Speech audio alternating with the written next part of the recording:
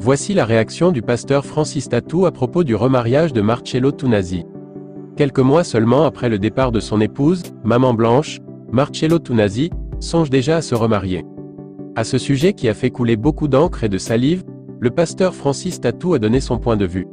Le mariage, c'est pour le meilleur et le pire, dans la richesse ou la pauvreté, jusqu'à ce que la mort vous sépare. Ainsi, il ne trouve pas du tout mauvais la décision de son homologue, qui a décidé de se remarier, vu que son épouse n'est plus de ce monde, elle est déjà avec les anges. Depuis quelques jours, une déclaration du pasteur congolais Marcello Tunasi emballe les blogs sur la toile. Il s'agit de son propos selon lequel il n'entendait pas perdurer dans le célibat. Je n'ai pas reçu le don du célibat. Je ne vais pas tarder dans le célibat, disait-il récemment devant plusieurs fidèles lors de la promotion de son livre sur le choix du conjoint. Par ailleurs, le pasteur Makosso voit en cela une très mauvaise décision.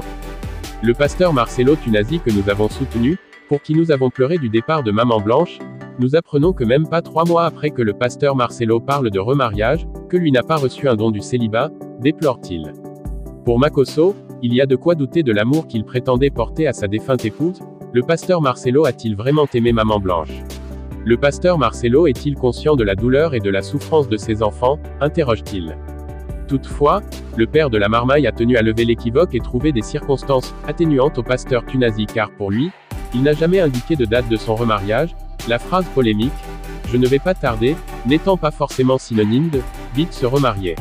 Mieux, Makosso s'est référé à la tradition rabbinique en Israël où il est donné au guide religieux veuf 6 mois pour se remarier. Ce projet précipité est, selon Makosso, un acte de trahison de la part de l'homme de Dieu.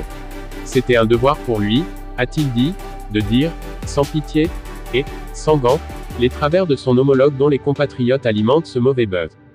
Le pasteur Marcello Tuna a fait une nouvelle sortie sur la mort de son épouse, qui ne laisse personne indifférent.